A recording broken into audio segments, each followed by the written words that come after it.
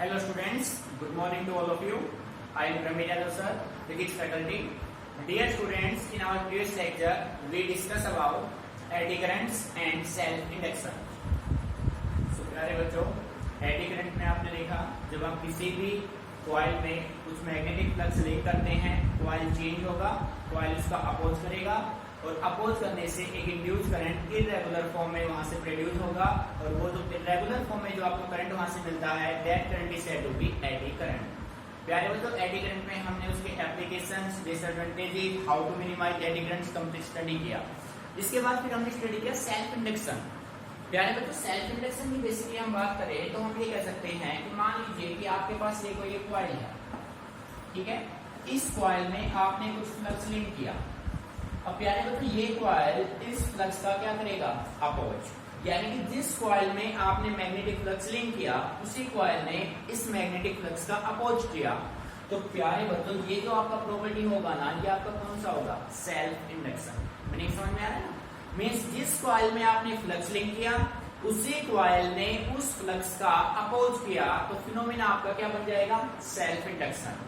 Self induction का प्यारे बच्चों कल हम इसका definition, coefficient of self inductance भी कर चुके हैं। अब हम बात करते हैं what is the SI unit of self induction. So our today lecture start with SI unit of self induction. So प्यारे बच्चों, हेडिंग बना लो। हेडिंग है आपका SI unit of self induction. SI unit of self induction, ठीक है भाई। प्यारे बच्चों, फोकस ऑन बोर्ड। प्यारे बच्चों, जैसा कि हम जानते हैं सेल्फ इंडक्शन का एसआई यूनिट होता है वेबर। क्या होता है भाई, सॉरी हेनरी। वेबर तो भाई मैग्नेटिक फ्लक्स का था, एसआई यूनिट इसका होता है हेनरी, ठीक है भाई। सिंबल इसका होता है एच। प्यारे बच्चों, सेल्फ इंडक्शन का एसआई यूनिट क्या है, हेनरी। और जैसा कि आप जानते हैं म्यूचुअल इंडक्स उसका जो मैग्नेटिक फ्लक्स था उसका एसआई यूनिट क्या था, वेबर था, ठीक है। अब प्यारे बच्चों, आपके पास क्वेश्चन ये बनता है डिफाइन 1 हेनरी। आपको 1 हेनरी को डिफाइन करना है, ठीक है। सो यहाँ पे हम क्वेश्चन पुट कर देते हैं। अपना क्वेश्चन अपना है डिफाइन 1 हेनरी, ठीक है भाई। तो प्यारे बच्चों, हमें रटना कुछ नहीं है, हमें अपने मैथमेटिकल रिजल्ट से ही आंसर को फाइंड आउट करना है। और कैसे करेंगे, अच्छे से ऑब्जर्व कीजिए। आंसर में आप देखो भाई, एज वी नो दैट जो आपका मैग्नेटिक फ्लक्स जो आपका सेल्फ इंडक्शन एल था वो आपका किसके बराबर था, फाई अपॉन फाई। मीनिंग समझ में आ रहा है? जो आपका एल है self inductance is equal to magnetic flux upon electric current, sorry ये जो करंट होगा अपना, ठीक है। अच्छा, सो प्यारे बच्चों, डेफिनेशन आपको बनानी है हेनरी की। तो सेल्फ इंडक्शन का एसआई यूनिट क्या हो गया, Henry. How many Henry, 1 Henry. Magnetic flux का वेबर, कितने वेबर हुआ भाई, 1 वेबर। करंट का ampere, how many ampere, 1 ampere. अब देखो भाई ध्यान से बेटे, आप ये कह सकते हैं, मान लीजिए कि आपके पास ये कोई एक कॉइल, ये कोई एक कॉइल, यहां से करंट एंटर करेगा, यहां से करंट फ्लो करेगा, ठीक है, क्लियर। और बेटे जब इलेक्ट्रॉन के और करंट के दोनों के डायरेक्शन सेम होंगे ना, तो सेल्फ इंडक्शन आपका क्या होगा, इंक्रीज होगा। ये बात हमेशा ध्यान रखना। और जब इन दोनों के डायरेक्शन अपोजिट हो जाएंगे ना, किसके, इलेक्ट्रॉन और करंट दोनों के डायरेक्शन अपोजिट हो जाएंगे, तो उस कंडीशन में सेल्फ इंडक्शन आपका क्या होगा, डिक्रीज होगा, ठीक है। अब आपने ये मान लिया कि आपके पास ये कोई एक सोलेनॉइड है, ये कोई एक कॉइल है भाई। जब आप इसे इंसुलेटेड कंडक्टिंग वायर को हेलिक्स स्प्रिंग के फॉर्म में बेंड कर देते हैं ना, तो प्यारे बच्चों वो क्या बनता है, वो बनता है एक सोलेनॉइड, ठीक है। अब इस सोलेनॉइड का आपको मैग्नेटिक आपको निकालना है self inductance.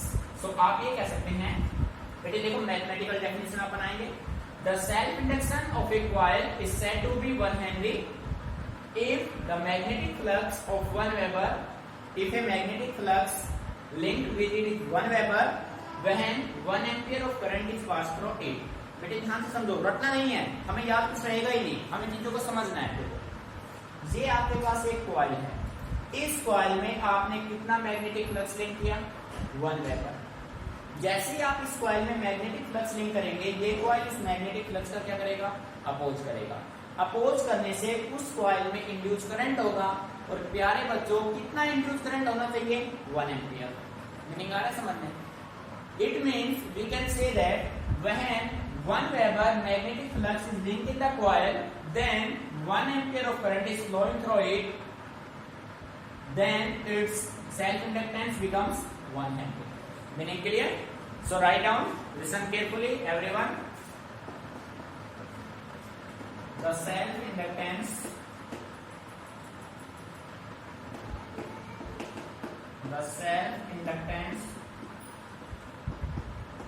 of a coil, या तो बेटे कॉइल कह सकते हैं या आप इसको कह सकते हैं solenoid. Solenoid is said to B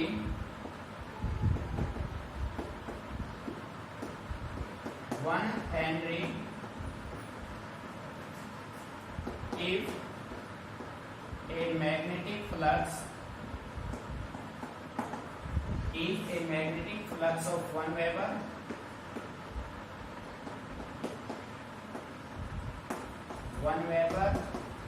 is linked with it when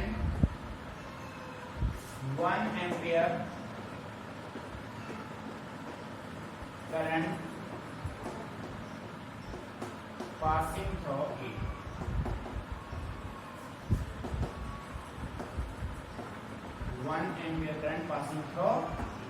तो प्यारे बच्चों ध्यान दीजिए, ठीक है। किसी भी सोलेनॉइड या कॉइल का सेल्फ इंडक्टेंस 1 हेनरी कब होगा?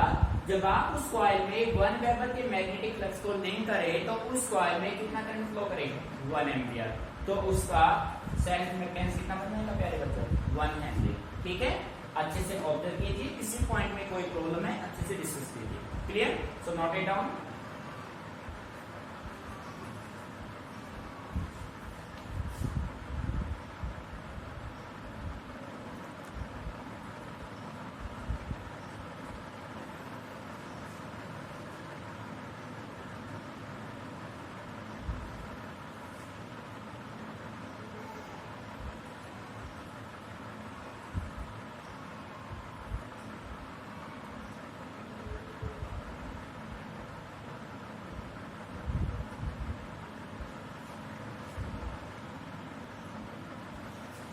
सो प्यारे बच्चों, our next topic is derivation. बेटे डेफिनेशन हो गया, सेल्फ इंडक्शन क्या होता है, coefficient of self induction and definition of 1 henry. आपका क्लियर?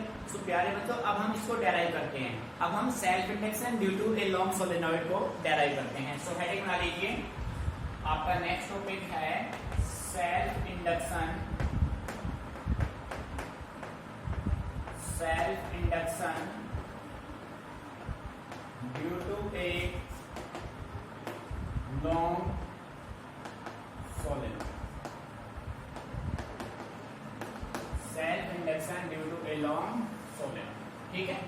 सो प्यारे बच्चों, जैसा कि आप सभी जानते हैं, 3rd यूनिट में आपने स्टडी किया हुआ है, जब आप किसी भी इंसुलेटेड कंडक्टिंग वायर को हेलिकल शेप में बेंड कर देते हैं ना, तो प्यारे बच्चों क्या बनाता है? वो एक सोलेनॉइड बनाता है। अब हमें उसी सोलेनॉइड का क्या निकालना है? हमें उसी सोलेनॉइड का सेल्फ इंडक्शन या सेल्फ इंडक्टेंस फाइंड आउट करना है। ठीक है। सो इसके लिए हम क्या करते हैं प्यारे बच्चों, late us consider a long solenoid. बेटे पेन सभी का स्टॉप हो, सभी का फोकस बोर्ड पे रहे। ठीक है, अच्छे से समझना है, उसके बाद आराम से कॉपी करना आप। क्लियर? ये देखो प्यारे बच्चों, हमने सबसे पहले क्या किया, हमने एक लॉन्ग सोलेनॉइड ले लिया इस टाइप से। देखो भाई,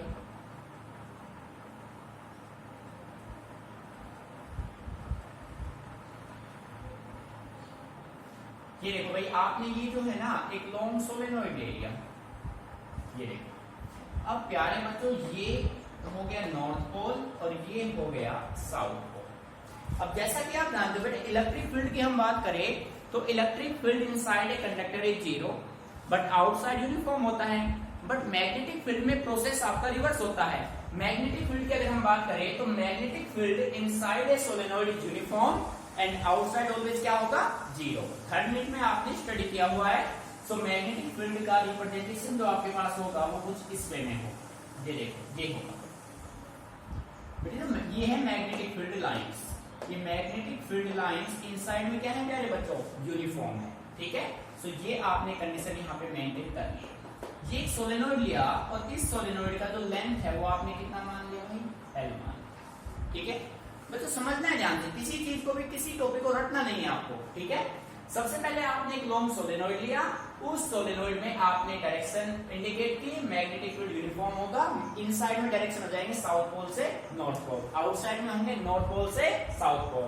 प्यारे बच्चों L हो गया लेंथ ऑफ द सोलेनोइड, ठीक है। अब देखो एक लूप, दो लूप, तीन लूप, यानी कि काफी लूप से मिलकर बना हुआ है। हर एक लूप का कुछ ना कुछ एरिया होगा, डेफिनेटली होगा।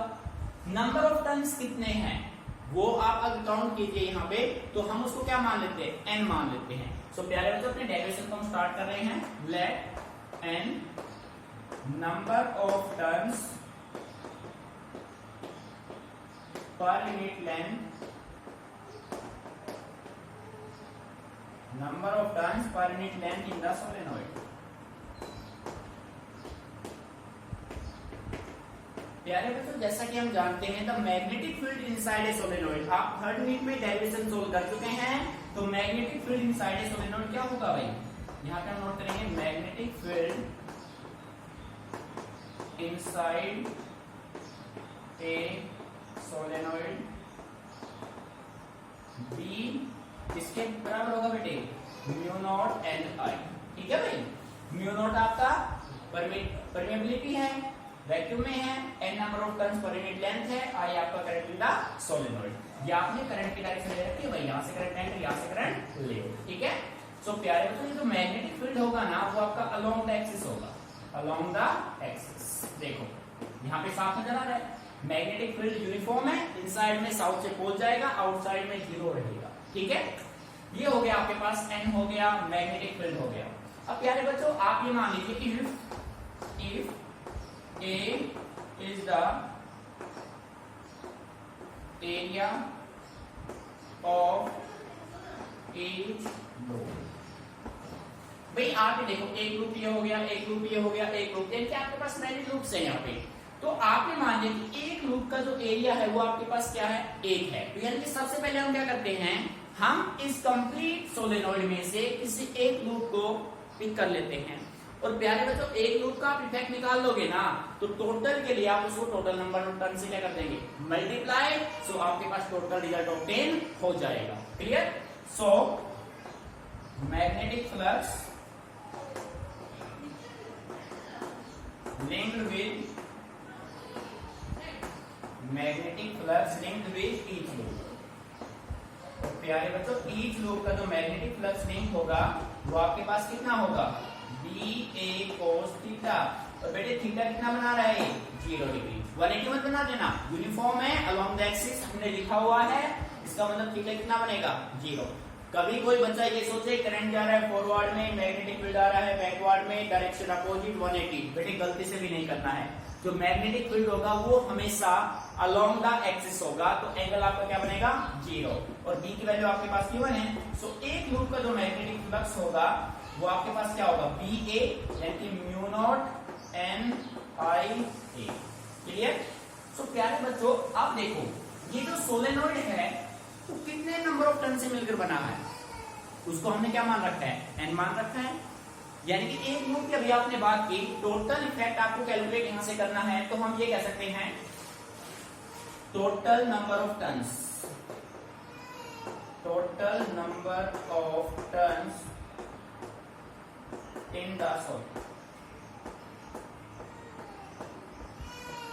भाई टोटल नंबर ऑफ टर्न्स जो होगा उसको मैंने नाम क्या दे दिया, कैपिटल एन। सो प्यारे बच्चों एक की वैल्यू एन है और टोटल लेंथ उसका क्या है, एल, तो एन इंटू क्या हो जाएगा, एल, ठीक है। अब हम जो है एक लूप का, ईच लूप, एक लूप का मैग्नेटिक फ्लक्स आप निकाल चुके हो, तो प्यारे बच्चों टोटल मैग्नेटिक फ्लक्स कैलकुलेट करने के लिए आप उसको एन से क्या कर दोगे, मल्टीप्लाई, ठीक है। सो आप ये कह सकते हैं, यहां पे हम नोट कर लेंगे भाई total magnetic flux linked with the solenoid। With the solution. बेटे total magnetic flux phi is equal to, आपके पास उसका एक का फ्लक्स कितना है, mu naught N I A, और इनटू में क्या हो जाएगा, एन। ठीक है, और बेटे एन की वैल्यू क्या है, एन एल। हमने डायरेक्ट पुट किया भाई।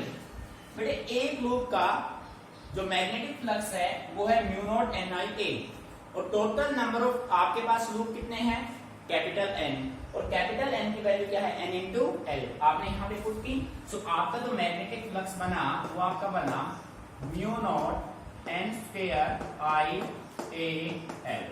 This is equation number first. यहाँ पे कोई प्रॉब्लम? ठीक है प्यारे बच्चों, अब देखिए according to definition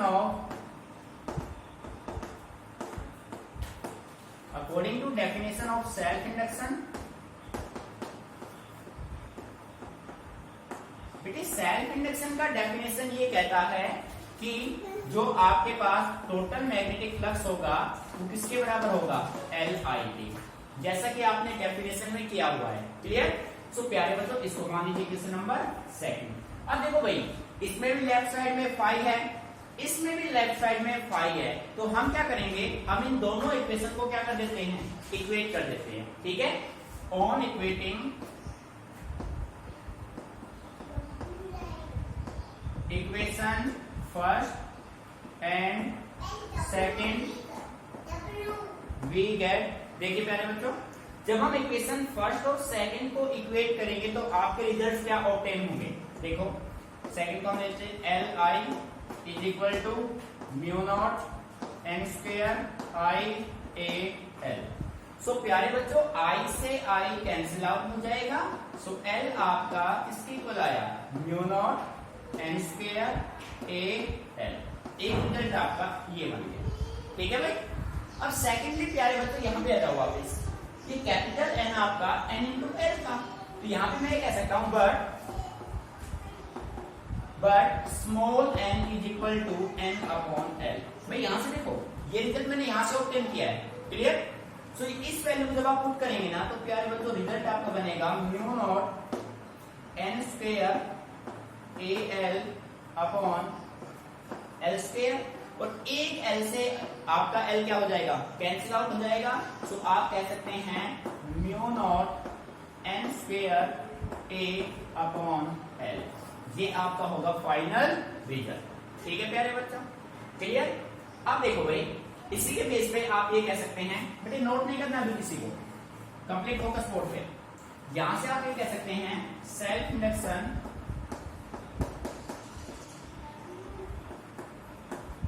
depends on, self induction depends on. प्यारे बच्चों हमें एक भी स्टेप रटाफिकेट नहीं करना है, कंप्लीट आपके सामने गिवन है। सेल्फ इंडक्शन किस पे डिपेंड कर रहा है, म्यू नॉट पे, medium inside the solenoid, number of turns of the solenoid, area of each loop. ठीक है, तो फर्स्ट पॉइंट आपका होगा मीडियम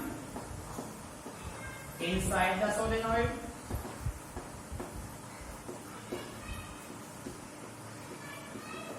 बेटे फर्स्ट पॉइंट हो गया ना, medium inside the solenoid means mu naught पे डिपेंड कर रहा है। सेकंड आपका क्या होगा, सेकंड आप कह सकते हैं number of turns per unit length पे, नंबर ऑफ टर्न्स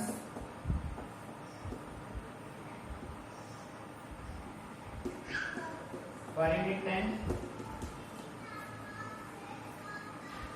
नंबर 3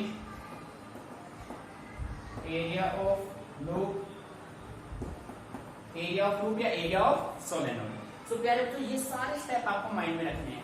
एक बार अच्छे से इसको आप ऑब्जर्व कीजिए, फिर इसको दोबारा एक बार एक्सप्लेन करते हैं। ठीक है प्यारे बच्चों, सो कीजिए, किसी पॉइंट में कोई भी प्रॉब्लम आती है आप उसी टाइम डिस्कस कीजिए। ठीक है, मुझे रटना नहीं गलती से भी, एक एक टॉपिक को अच्छे से समझना है आपको। Clear? Note it down carefully. इस स्टेप के बाद बेटे ये स्टेप है आपका। ठीक है,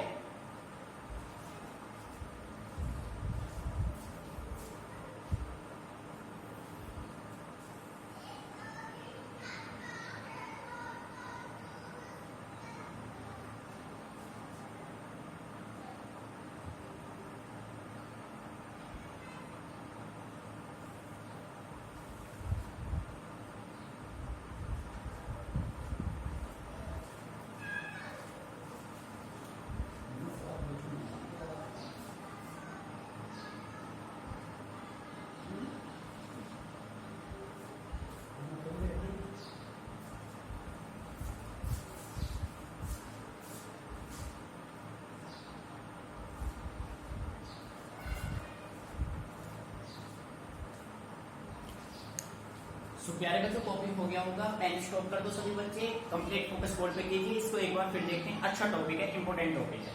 देखो प्यारे बच्चों हमें फाइंड आउट करना था सेल्फ इंडक्शन और we can say that self induction due to a long solenoid. But इसके लिए हमने क्या किया, सबसे पहले हमने एक लॉन्ग सोलेनॉइड अज्यूम किया। Let us consider a long solenoid. ये आपने एक लॉन्ग सोलेनॉइड ले लिया, ठीक है, और उस सोलेनॉइड का लेंथ क्या हो गया, एल हो गया, ठीक है।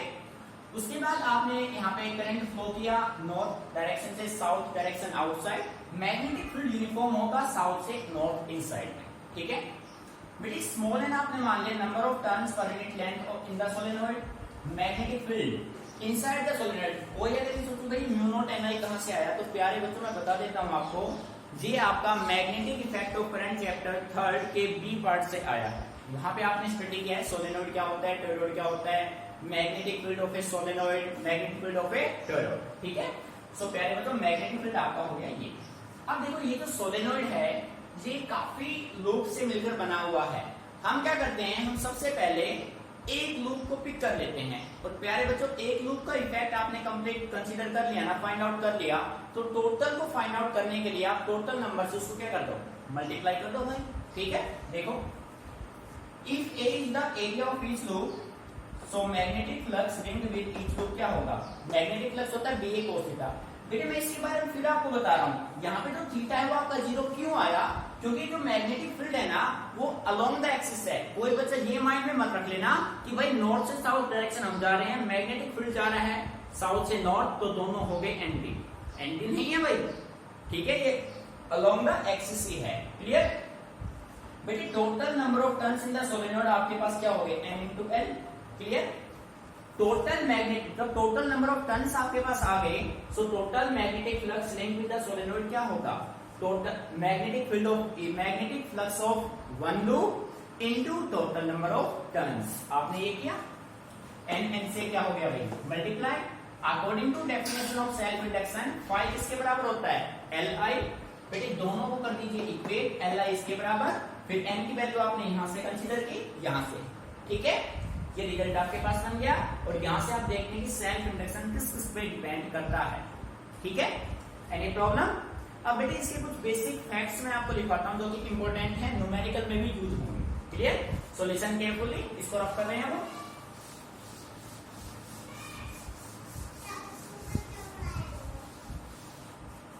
सो आप ये कह सकते हैं बेटे इंपॉर्टेंट कुछ नोट्स लिखवा रहा हूं मैं, इसको अलग से नोट करना है आपको, पहले बोर्ड पे देखिए, उसके बाद आपको लिखना है। देखो नोट डाल के आप यहां पे नोट करेंगे। देखिए फर्स्ट पॉइंट आपका होगा self induction is also known as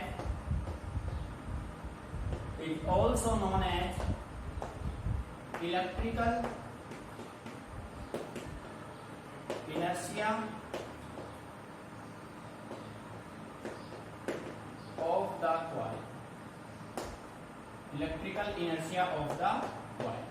प्यारे बच्चों कभी कभी क्या होता है, मान लीजिए क्वेश्चन आपके पास दे दिया सीपीएससी ने, derive an expression for electrical inertia.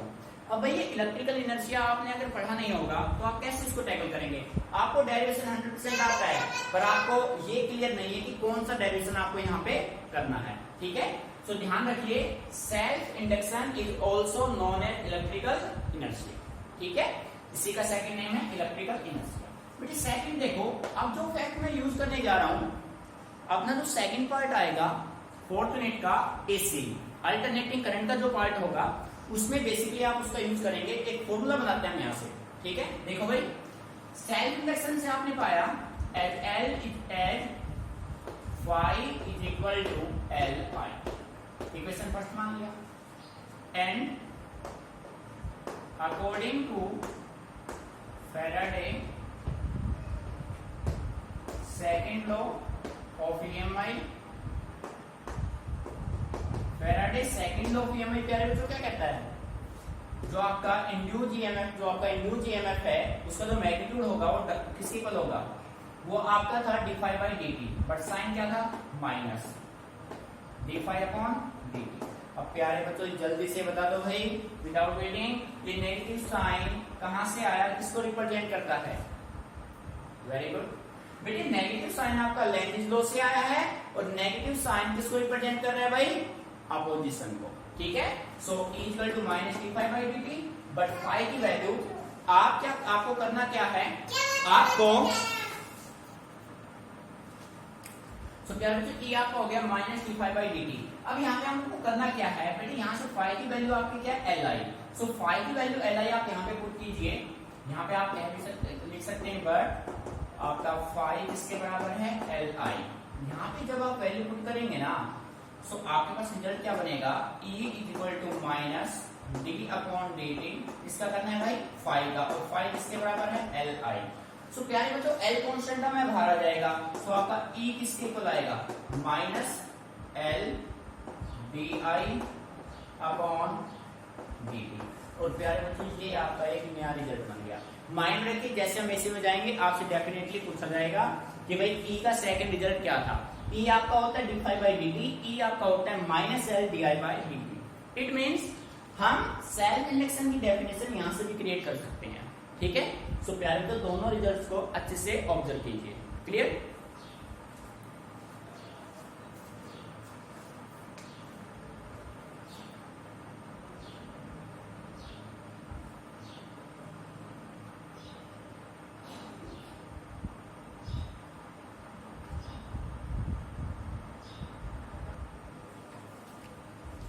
So students, our next topic is grouping of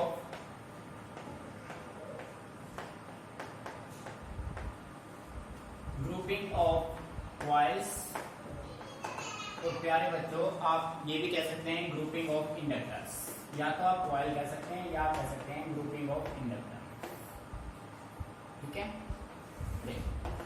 बेटे जैसे आपने ना सेकंड यूनिट में रेजिस्टेंस का सीरीज और पैरेलल कॉम्बिनेशन किया था, सेम कंडीशन में जो आपके पास कॉइल है, जो आपके पास सोलेनोइड है, आप सोलेनोइड को भी सीरीज और पैरेलल में कनेक्ट कर सकते हैं, ठीक है। कैसे वो देखिए। तो सबसे पहले हम पिक कर देते हैं सीरीज कॉम्बिनेशन, या कह सकते हैं कॉइल्स इन सीरीज कॉम्बिनेशन, ठीक है। बेटी जब आप कॉइल को सीरीज में कनेक्ट करेंगे ना, सोलेनोइड को सीरीज में कनेक्ट करेंगे, तो करंट जो होगा हर एक का वो क्या होगा, सीरीज में वही करंट सेम होगा, पोटेंशियल डिफरेंट होगा। पैरेलल में करंट डिफरेंट होगा, पोटेंशियल सेम होगा, यानी कि ईएमएफ सेम होगा, ठीक है। सो सीरीज कॉम्बिनेशन में हम कह सकते हैं इन सीरीज कॉम्बिनेशन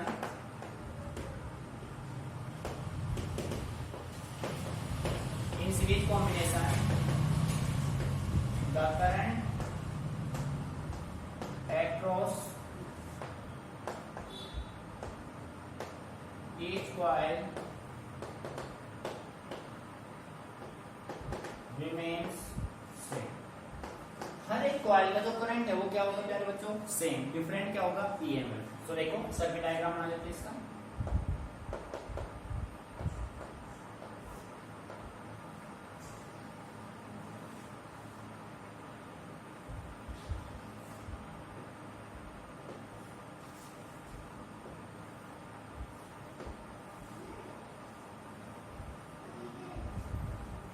ये आपने कॉम्बिनेशन ले लिया, ठीक है। इस कॉम्बिनेशन की अगर हम बात करें तो हम ये कह सकते हैं प्यारे बच्चों, यहां से आपने करंट एंटर किया, यहां से करंट क्या करेगा, लीव करेगा, ठीक है।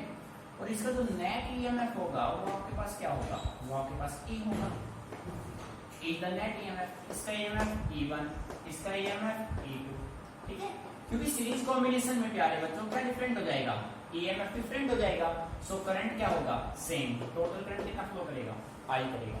इसका इंडक्टेंस कितना हो जाएगा, L1, इसका इंडक्टेंस कितना हो जाएगा, L2। डायग्राम में कोई प्रॉब्लम, अच्छे से क्लियर। सो करंट सेम है तो डिफरेंट क्या है प्यारे बच्चों, ईएमएफ। सो हम नेट ईएमएफ यहां से निकाल लेते हैं, नेट ईएमएफ। और प्यारे बच्चों नेट ईएमएफ की आपका किसके बराबर होगा, E1 प्लस E2 के इक्वल होगा, ठीक है। अब जैसा कि आप जानते हैं, अभी आपने फाइंड आउट किया था प्रीवियस टॉपिक में कि आपका जो E होता है वो माइनस L di/dt होता है, क्लियर है।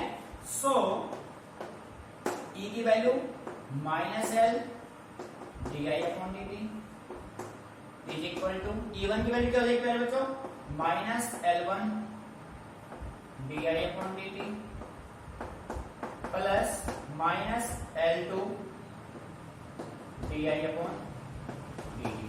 Any problem? सो प्यारे बच्चों कंप्लीट में से di/dt क्या हो जाएगा, कैंसिल आउट, माइनस माइनस क्या हो जाएंगे, प्लस हो जाएंगे। So L is equal to L1 plus क्या आएगा, बेटे रिजल्ट याद रखना, न्यूमेरिकल बन सकता है, मीनिंग आ रहा है समझ में?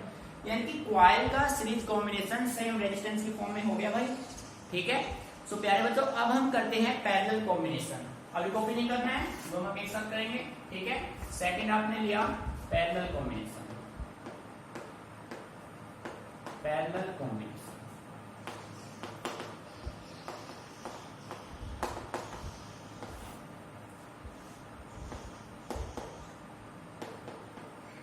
in parallel combination the EMF across each coil या इंडक्टर आप कह सकते हैं remain same,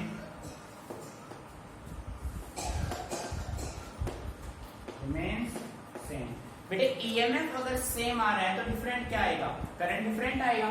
तो आपने ये एक सर्किट डायग्राम बना लिया भाई,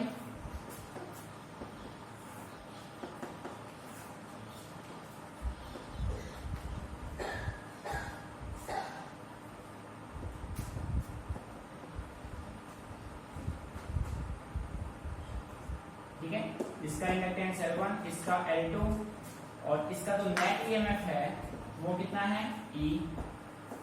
और बेटे यहाँ भी ईएमएफ सेम रहेगा, यहाँ भी सेम रहेगा, बट करंट यहाँ से I करंट दिया, यहाँ पे आपने दिया I2, यहाँ पे आपने कितना दिया I1, और वापस करंट कितना आएगा I।